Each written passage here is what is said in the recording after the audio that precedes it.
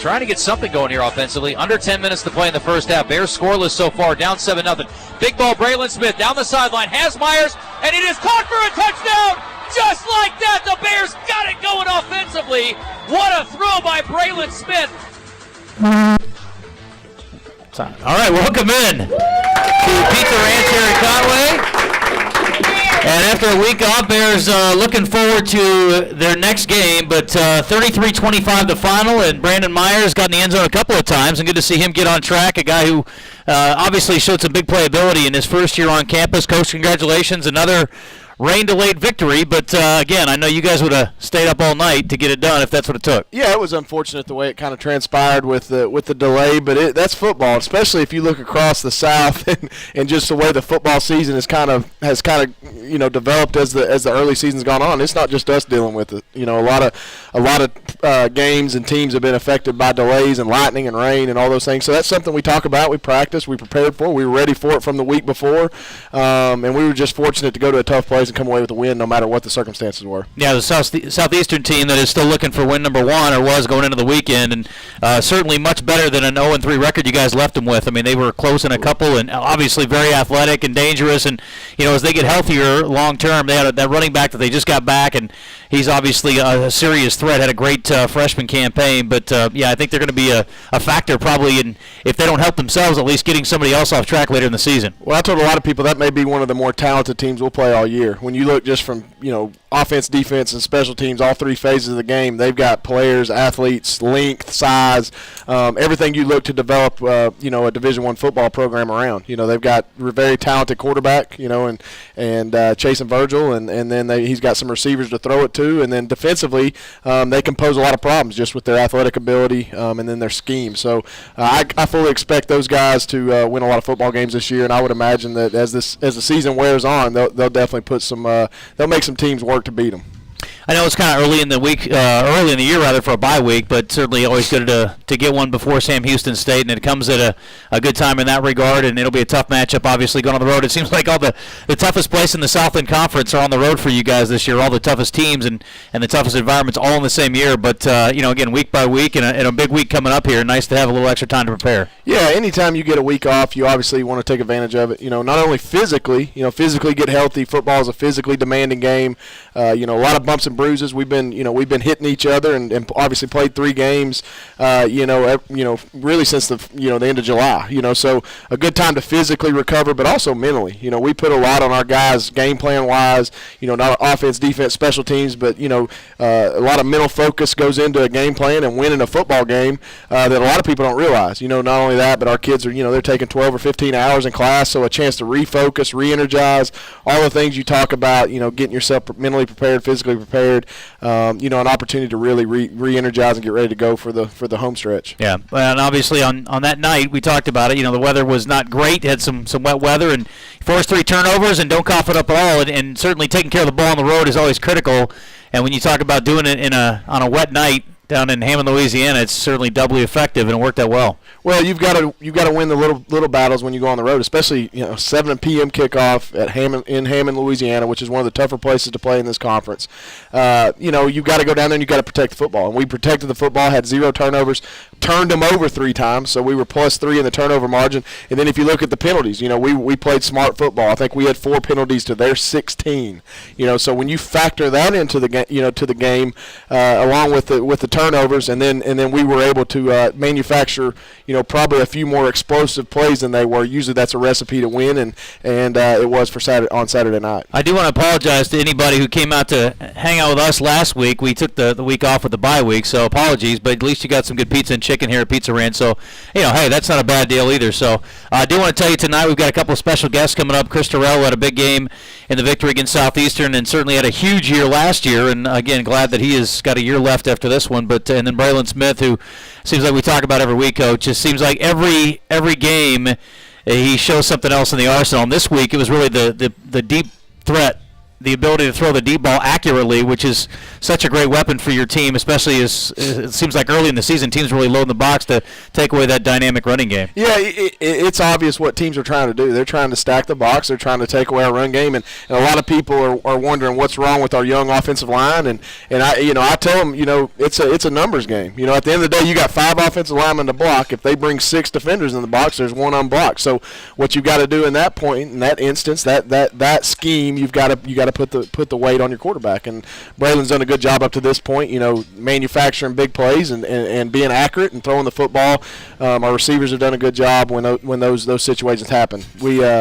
You had an opportunity a couple times, the other night, to push the ball down the field, which the first 2 games really, were kind of limited in what we did. We did a little bit more in week 2 against Murray, but the opportunity was there against Southeastern. I thought Breylin, not only Breylin, but Brandon Myers, Joe Hampton had a big catch.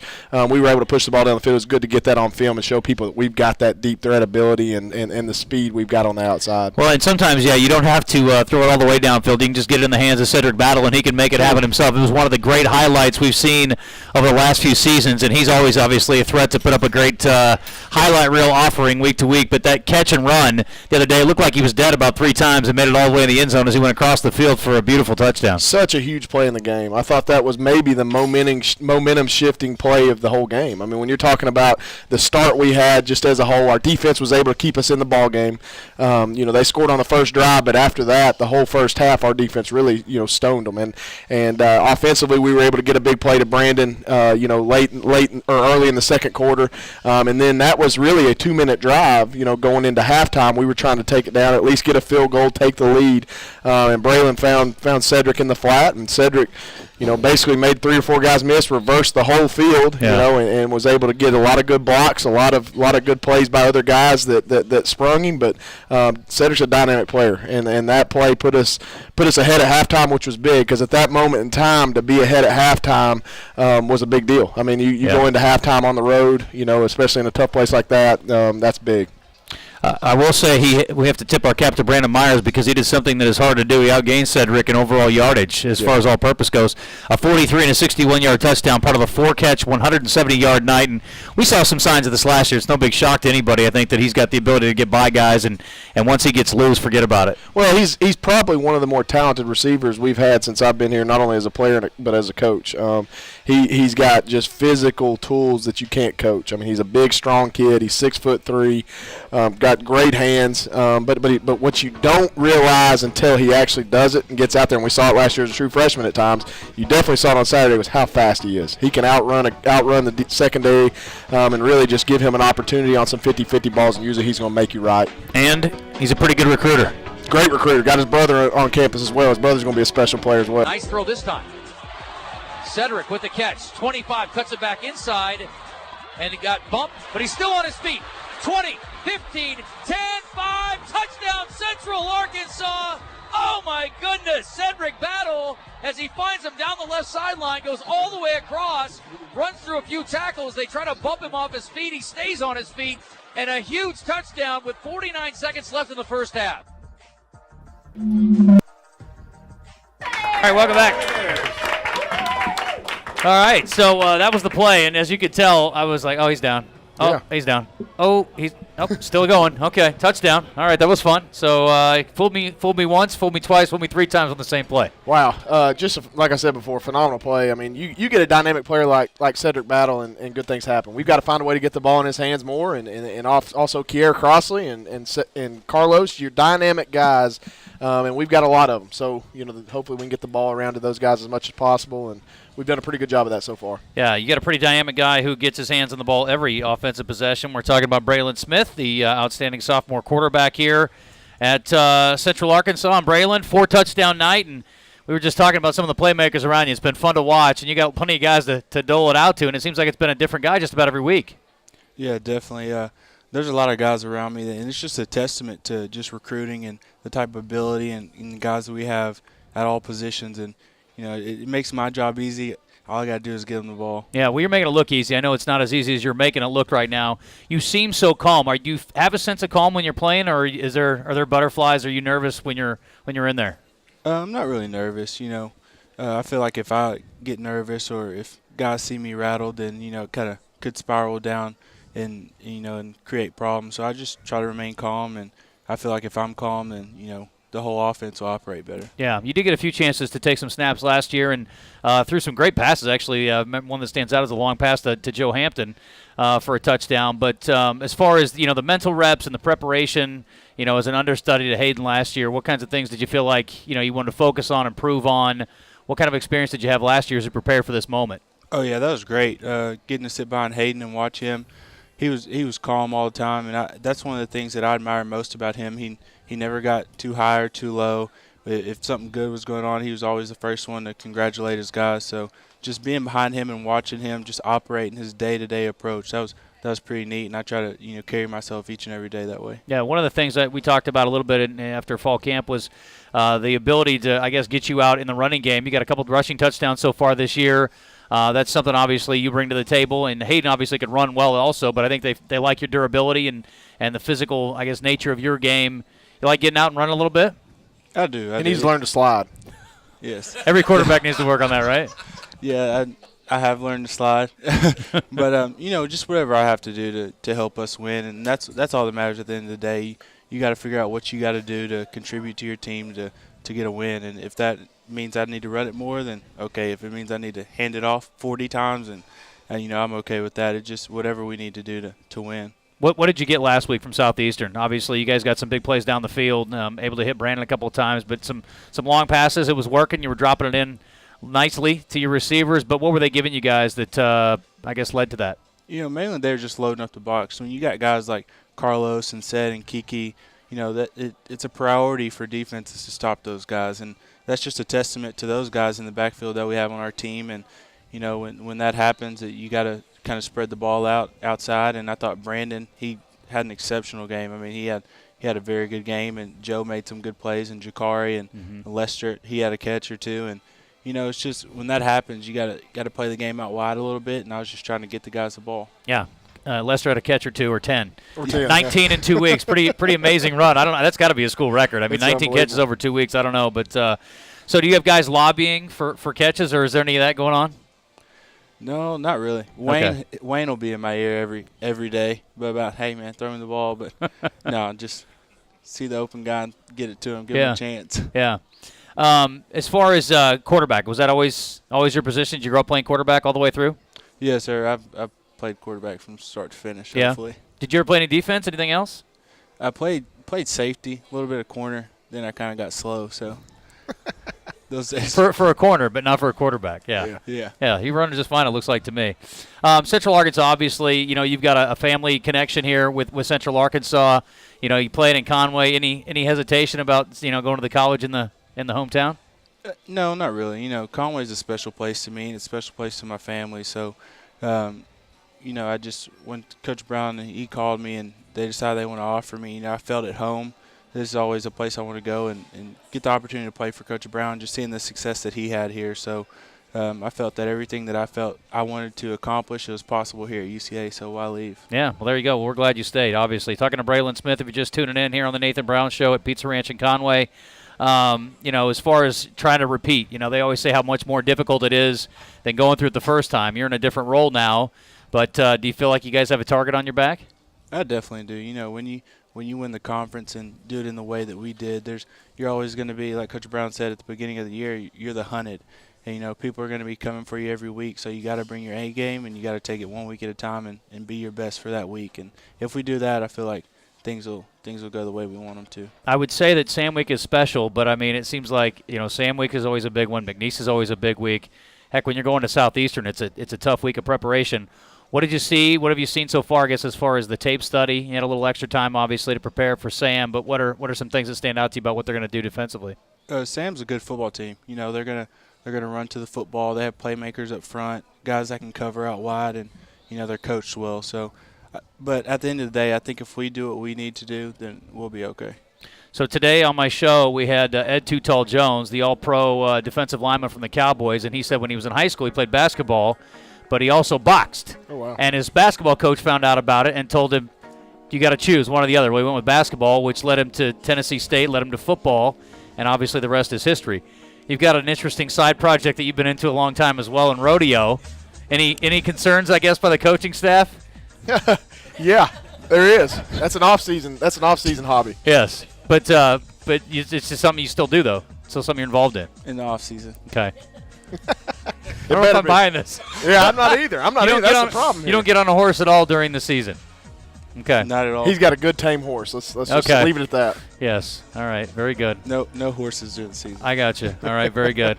Well, good luck this week, Braylon. It's been a lot of fun to watch you so far, and I'm glad you got over 2 years left. That's exciting. So appreciate it. Thank you. Thanks for coming on. You bet. All right. That's Breylin Smith. All right, Nunez will go back to work now with a deficit. Ball on the turf. The ball was not handed off cleanly. The Bears say they have it, and they do. Oh, my goodness, what a huge mistake by the Lions. An unforced error. Just never made the connection. Not Nunez, excuse me. It was Virgil. Yeah, Virgil. Couldn't make the connection with his running back. Reached it out there, and I don't know if either guy was sure who was supposed to take it, but the ball was on the turf, just bounced down there, and the Bears dove on it. That's as easy a recovery as they're going to get. All right, welcome back. And I didn't get to mention there, but that was Chris Terrell diving on that one. One of a couple of fumbles recovered by the Bears on Saturday, two Saturdays ago, I guess now, with the 33-25 win over Southeastern Louisiana. And I think that is about as good a gift as you're going to get. You don't get too many like that. They just dropped it, but you're in the right place at the right time. We welcome in Chris Terrell, who was there to cover that one. Eric Jackson, I believe, got a fumble recovery in the game as well. So it was nice to see the terrible twosome getting into the action on the fumble recoveries the other day. No doubt. What'd you see on that play? I just seen he drop the ball, so I was like, it's a chance for us to get off the field. Was that the easiest fumble recovery you've ever had? Oh, no doubt. Okay. Yes, sir. Well, maybe you're probably not going to get too many like that for sure. Well, obviously, we were talking about having a target on your back as far as the team goes, and you were a big part of that. Eric Jackson, the rest of the defensive line, really the whole defense overall. Are you seeing offensive lines attack you differently? Are you seeing a lot of doubles? I mean, obviously there's a lot of guys to account for up front who have had big years, but what's it been like for you so far? Yeah, you've seen a little difference. They doubling a little more and stuff, but, we just have to get the job done. We can't worry about that. We still have the whole eye in on the defense, so we got to execute no matter what their game plan is. You guys have probably two deep that could start just about anywhere in the Southland. It's awfully nice. How has that helped you guys, do you feel like, early on here, being able to rotate in and out? Oh, it's helped us tremendously. I know I got a guy behind me in Cardell Best. I know I have confidence in him, and Eric Jackson has depth behind him, and Nathan Grant has depth behind him. So, when we tired, we can get that break, and we'll be fresh when we out there playing. You guys have played a few different kinds of teams, and it's obviously going to be a nice preparation for the conference as you go in. I mean, Tulsa tried to run it all over the place, and last week, this is a team in Southeastern that kind of flipped the script in a year.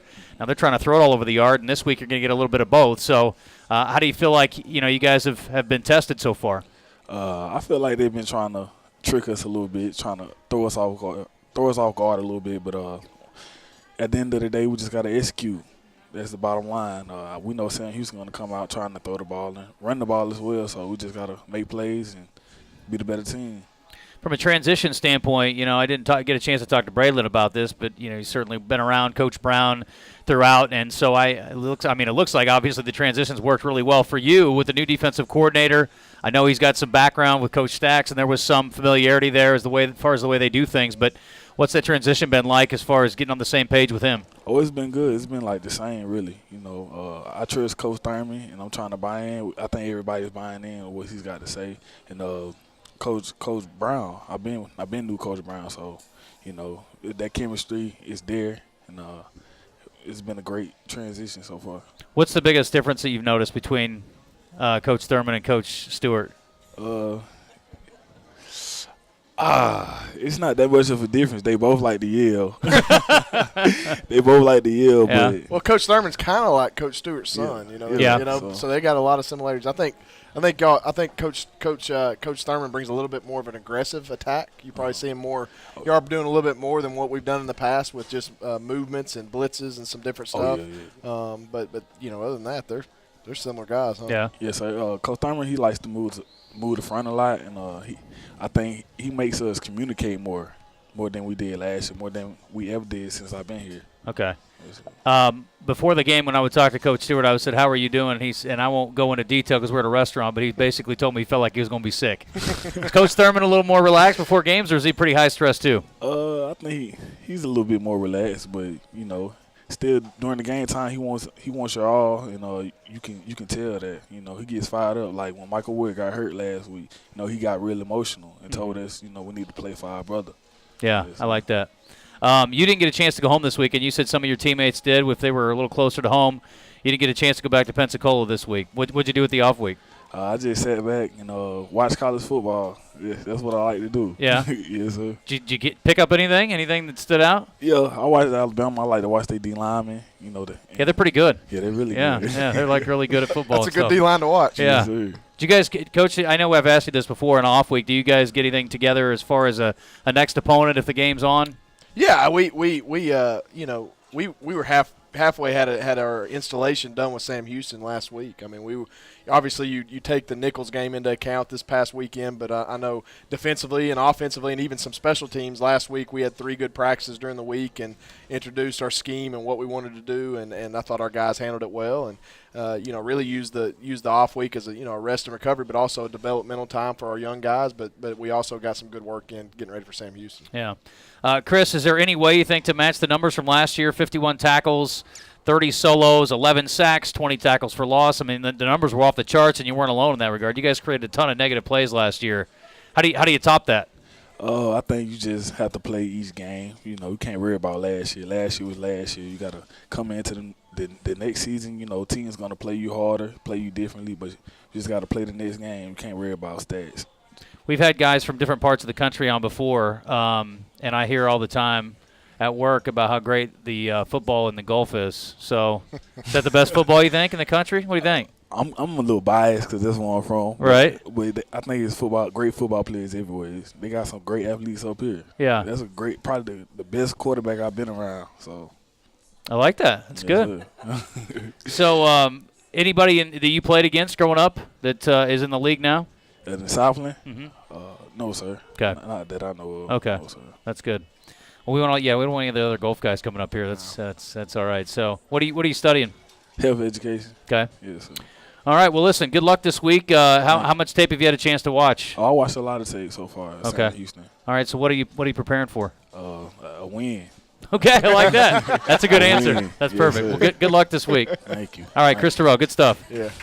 Coach, again, when you lose a guy who's, regarded as one of the best quarterbacks really at any level in Briscoe, and he did it for a couple of years, first of all, it's nice to see him gone. Second of all, what's it been like as far as preparing for a different guy back there? Well, they're the same Sam Houston team. They still got 2 All-American receivers, a good running attack. Obviously, their offensive line's as good as anybody in the conference. And the kid they've got playing now is, he's trying to feel his way in. He's got a big arm. He's a 6'6", 230-pound kid. He's a transfer from Rutgers, so he's got Division I-A talent. So he's a kid that we're preparing for, just like it was Jeremiah Briscoe back there. He's a good player. You see big time throws he makes from time to time, and they just for whatever reason haven't fully gelled or clicked on that side of the ball. And it's our job. I told our guys it's our job to not let them click Saturday. Right.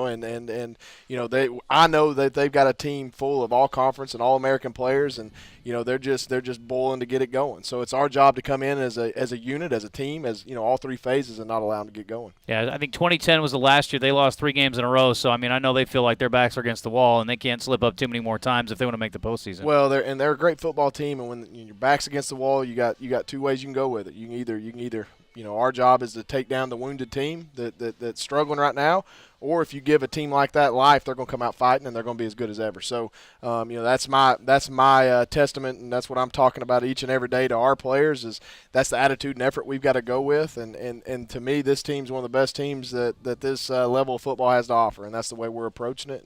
And we haven't won in Huntsville since 2007. So that's been a speed bump of ours here at UCA, and that's something we've got to definitely guard against and go in and try to fix on Saturday. Yeah, well, I was going to say, I know I'm not telling you anything you don't know, but I wouldn't feel too terrible bad because not too many people across the board have gotten a lot of wins in Huntsville over the last several years. So, again, they've been on a rough schedule patch here. The old saying, out of the frying pan into the fire. Yeah. Well, they're out of the frying pan into the fire and hopefully into the lava because, it's North Dakota, nationally, respected program, and then they get Nichols on the road, and then they sit in the little locker room for a few hours waiting on the game to start. and then they get to host the defending champions. So it's a tough stretch for them, and hopefully the misery continues. It is, and they had a tough deal on Saturday with the lightning delay. I think, a little over 3-hour lightning delay in a visiting locker room is a tough deal, and they didn't come out, and they didn't execute what they needed to do to get the job done. They had an adverse situation, and they didn't handle it well, and that's a tough situation. So we know that, maybe we didn't see the best Sam Houston team they've got on Saturday against Nichols. We know there's a lot more to them than that, but I know we're going down with a group of guys like CT and Breylin that all they know is what UCA football is about, and that's going and trying to win a football game. And CT just talking about earlier just gets me excited. He ain't worried about the stats. He's worried about finding a way to win. Mm-hmm. And that's what when you have a group of guys that'll pull on the same end of the rope like that, like our guys have done for 3 weeks now, and we hope to continue to do throughout the season, then good things will happen. Do you guys have a routine now for lightning delays? Man, we're good at it. I'll tell three you. in about 10 games, I guess. Or yeah, so? and we had a mini Sam Houston situation at Southeastern. You're driving down late in the football game with 7.5 minutes left. You're at the 16-yard line, and you got a little rhythm and flow going, and then a lightning strike happens, and we get sent to the locker room, and what do? You're in a small visiting locker room. You got a 16-point lead, but, the game's not over. So, there's a fine line between staying focused, but, understanding the situation. So, we let the players relax and kind of be themselves in the locker room. And then as we got time, I wanted to get them to move around. So we went underneath the parking garage and we stretched and moved around a little bit to try to stay loose. And fortunately enough, we were able to hold on and play the last 7.5 minutes of winning football. But such a tough situation, and something we've been good at so far, but we've got to continue to work on. Chris, what about you? What do you do? You want to walk that line between kind of staying mentally ready to go back out, knowing you got 7 minutes left to play like the other night, but also trying to stay a little loose. How do you handle that? I just make sure I tell my teammates, we still got a game to play. We can't be focused on the rain delay. We still got to play ball at the end of the day, and we just try to stay loose, try to stay, focused on the game. Yeah, well, it was I'm sure a late night getting home, but with a week off, I guess no big deal. Yeah, that's a tough deal. It's always a tough situation. We pulled back into Conway, I believe, around 8:15 in the morning. Wow. And so, as a coach, especially a first-year coach, all this is new to me, our staff. And so usually we bring our guys back in Sunday evening and get a practice or a workout in, obviously clean up the game from the night before. But getting in that late and obviously having the luxury of a bye week, I actually, we cut our players loose for all of Sunday. Now, coaches came in and we worked and prepared for Sam and cleaned up the Southeastern game, but gave the players fully off on Sunday and brought them back Monday afternoon to clean up the game from Saturday. So a little bit of a different feel logistically for our players, but I thought they handled it very maturely. And the bus drivers got us back safe, and we came back with a win, and that's what it's about. When you can go win on the road in this league, and because they're so precious, it's hard to win on the road, especially against really good football teams. I would have stayed there till 4 in the morning to play. I promise. For sure. I promise. Did you guys? What did you do with the off week? I know you probably with the different coaching work, probably use that week a little bit differently. Probably depends on when it falls in the season too. But with this being relatively early in the season, how did you guys utilize the extra time? Well, again, use it as a developmental week. We got a lot of our red shirts and our young players that aren't playing a ton. We got them a lot of extra work throughout the week. We practiced Tuesday, Wednesday, Thursday. Gave our players off Friday and Saturday to kind of recoup and regenerate. But we also had five full-time coaches on the road recruiting. So it was an opportunity for our coaches to get. We were out in Texas, North Louisiana, Tennessee, Mississippi, Alabama, and then obviously the state of Arkansas. And we've got a really good leg up on recruiting, and just kind of that's what's going to sustain this program to a championship level, is continue to have high recruits, get guys like CT, get guys like Breylin, guys like we've got on the defensive front and receivers and running backs. So so important to always have a leg up and be working in the recruiting game. Recruiting is 24/7, 365 days a year, and that was a great opportunity for us to get out, but also get some good work in.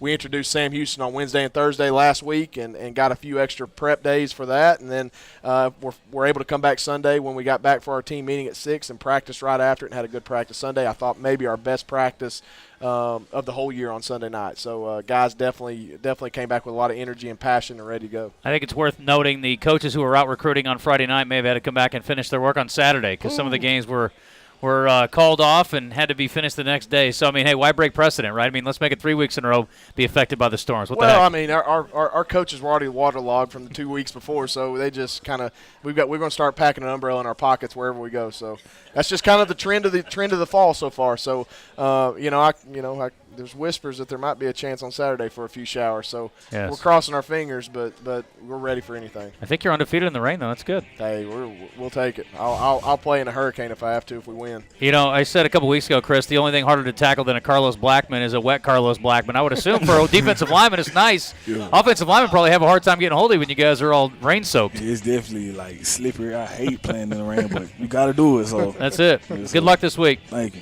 Set behind Breylin Smith. Hands it off. Busts it outside to the left side. 4, 3, 2, 1. Touchdown. Central Arkansas, Carlos Blackman.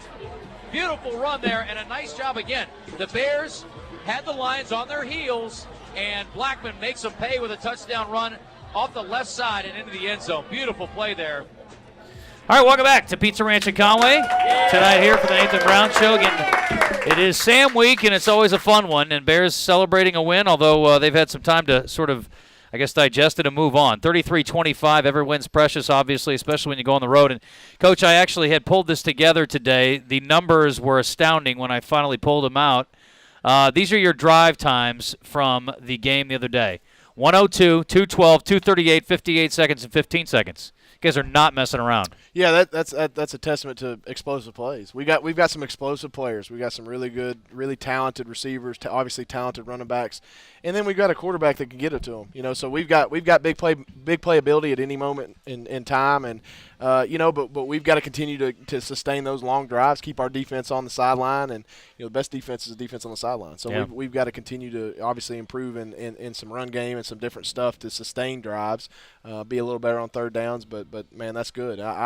You hear coaches all the time talk about time of possession. I don't care about time of possession as long as it's a win column. You're on the win column on Sunday. So find a way to put the ball in the end zone, and that's what I'm about. The depth on the defensive side, does that make you less concerned about that too? It does, and especially on the D line. When you've got depth on the defensive front, when you can roll in two deep and really 3 deep at some spots, that helps because then you can keep your Chris Terrells, your Cardell Best, your Eric Jacksons, fresh, and so if you were limited on defense in some areas, then obviously you'd want to hold the ball and keep them on the sideline more.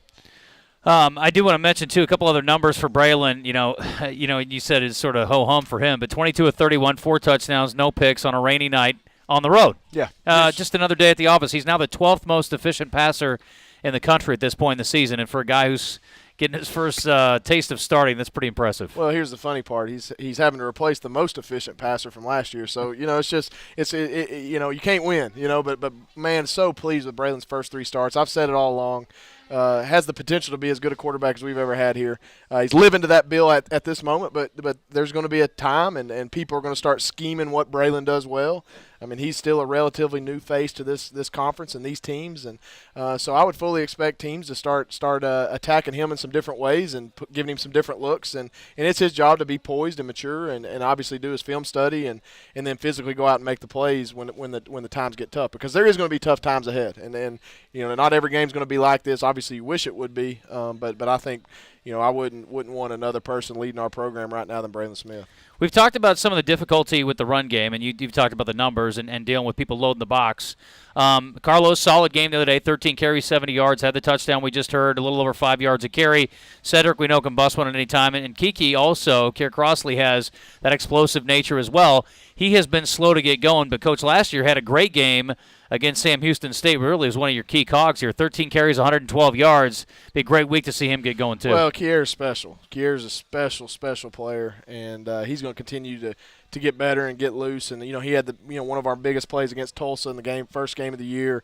All 3 of those guys have got to be effective for us to be good. I really don't care on any given day who's the guy getting the load of the carries or who's making the plays, because they've all done it at different points in their career. So that's what's fun, is watching those guys and watching them develop. They love each other, they support each other, which is a rare commodity in this day and age. But excited about the way that they're working and preparing, and there's not Kier Crosley's as good a running back as there is at this level of football, and that's what's crazy is you've got an opportunity to get him the ball in some different ways, and we've got to continue to find ways to get him loose and open because he can be effective and demanding and really put a stretch on the defense. A couple of snap issues this year on some extra points, and I do want to say Matt Cummins didn't get a chance to kick a field goal, but boy, what a great weapon to have as far as touchbacks go. But again, that's an opportunity for you guys to clean that kind of thing up. I know it's something you probably had to be cognizant of after the game. Yeah, and it was in the back of my mind there late in the game. You know, we were up 2 possessions, 16 points, and we were down tight and had a 4th and goal. And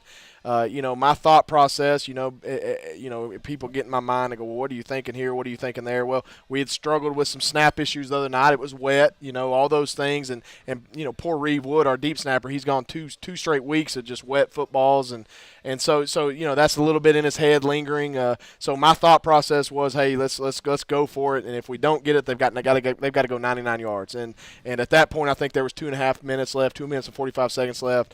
So we decided to go for it. Obviously didn't make it, slipped on the play.